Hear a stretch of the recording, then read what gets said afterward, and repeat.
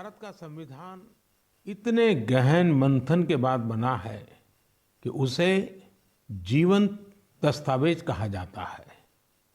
इसी संविधान की मूल प्रति के तीसरे अध्याय में भारत के नागरिकों के मूलभूत अधिकारों का वर्णन किया गया है।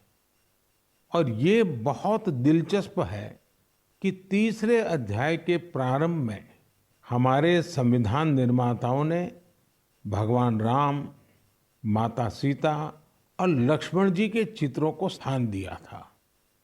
प्रभु राम का शासन हमारे संविधान निर्माताओं के लिए भी प्रेरणा का स्रोत था और इसलिए 22 जनवरी को अयोध्या में मैंने देव से देश की बात की थी, राम से राष्ट्र की बात की थी। साथियों, अयोध्या में प्राण प्रतिष्ठा के अवसर ने देश के करोड़ों लोगों को मानो एक सूत्र में बांध दिया है। सबकी भावना एक, सबकी भक्ति एक, सबकी बातों में राम, सबके हृदय में राम। देश के अनेकों लोगों ने इस दौरान राम भजन गाकर उन्हें श्री राम के चरणों में समर्पित किया। 22 जनवरी की शाम को पूरे देश ने राम ज्योति जलाई, दिवाली मनाई। इस दौरान देश ने सामूहिकता की शक्ति देखी, जो विकसित भारत के हमारे संकल्पों का भी बहुत बड़ा आधार है। 22 জানুয়ারি অযোধ্যায় রাম মন্দিরের উদ্বোধন করে রামলালার প্রাণ প্রতিষ্ঠা করেন দেশের প্রধানমন্ত্রী নরেন্দ্র মোদী। এই রাম মন্দিরের উদ্বোধন ঘিরে দেশ জুড়ে যাকে বলে একেবারে সাজো সাজো রব উঠেছিল। 28 জানুয়ারি রবিবার মন কি বাত অনুষ্ঠানেও রাম মন্দির এবং ভগবান রামের প্রসঙ্গই টেনে আনলেন প্রধানমন্ত্রী নরেন্দ্র মোদী। তিনি বলেন, দেশের সংবিধান রচয়িতারাও ভগবান রামের দ্বারাই অনুপ্রাণিত হয়েছিলেন। সংবিধানের তৃতীয় খণ্ডে ভগবান রামচন্দ্র, সীতা এবং লক্ষ্মণের ছবি স্থান পেয়েছিল। দেশে সুশাসন প্রতিষ্ঠার জন্য রাম রাজত্বের উদাহরণই সংবিধান রচয়িতারা দিতে চেয়েছিলেন বলে দাবি করেছেন মোদী। রাম ভজন গেয়েছেন, নিজেদের রামের কাছে উৎসর্গ করেছেন। শোনাই কি বললেন প্রধানমন্ত্রী নরেন্দ্র মোদী। भारत का संविधान इतने गहन मंथन के बाद बना है कि उसे जीवंत दस्तावेज कहा जाता है। इसी संविधान की मूल प्रति के तीसरे अध्याय में भारत के नागरिकों के मूलभूत अधिकारों का वर्णन किया गया है। और ये बहुत दिलचस्प है कि तीसरे अध्याय के प्रारंभ में हमारे संविधान निर्माताओं ने भगवान राम, माता सीता और लक्ष्मण जी के चित्रों को स्थान दिया था। प्रभु राम का शासन हमारे संविधान निर्माताओं के लिए भी प्रेरणा का स्रोत था और इसलिए 22 जनवरी को अयोध्या में मैंने देव से देश की बात की थी, राम से राष्ट्र की बात की थी। साथियों, अयोध्या में प्राण प्रतिष्ठा के अवसर ने देश के करोड़ों लोगों को मानो एक सूत्र में बांध दिया है। सबकी भावना एक, सबकी भक्ति एक, सबकी बातों में राम, सबके हृदय में राम।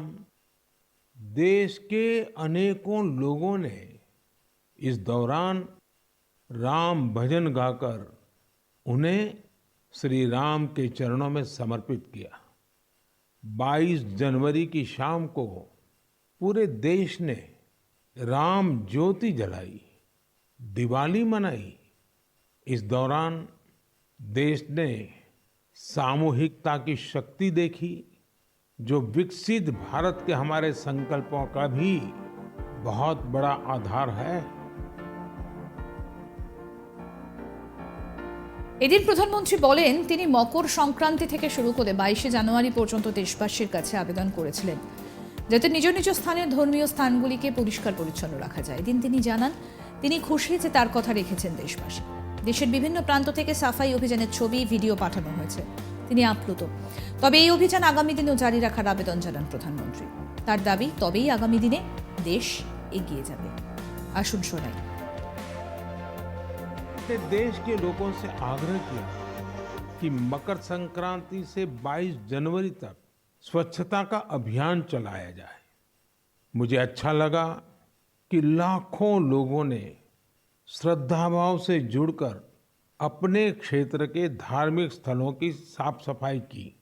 मुझे कितने ही लोगों ने इससे जुड़ी तस्वीरें भेजी हैं, वीडियो भेजे हैं। ये भावना रुकनी नहीं चाहिए, ये अभियान रुकना नहीं चाहिए। सामूहिकता की यही शक्ति हमारे देश को सफलता की नई ऊंचाई पर पहुंचाएगी। তবে শুধু রাম নন, পদ্ম সম্মান নিয়েও মন কি বাতে কথা বলেছেন প্রধানমন্ত্রী। সম্প্রতি কেন্দ্রীয় সরকারে এবছর পদ্ম সম্মান প্রাপকদের নাম ঘোষণা করেছিল। 110 জন পেয়েছেন পদ্মশ্রী, এছাড়া 17 জনকে পদ্মভূষণ এবং 5 জনকে পদ্মবিভূষণ সম্মানে সম্মানিত করা হয়েছে। মোদি দাবি করেন পদ্ম সম্মান দেওয়ার ধরনটা সম্পূর্ণ বদলে গিয়েছে। সমাজের প্রান্তিক মানুষ যারা প্রচারের আড়ালে থেকে সমাজে বড় পরিবর্তন নিয়ে আসেন তাদের এখন পদ্ম সম্মান দেওয়া হয় বলে জানান প্রধানমন্ত্রী।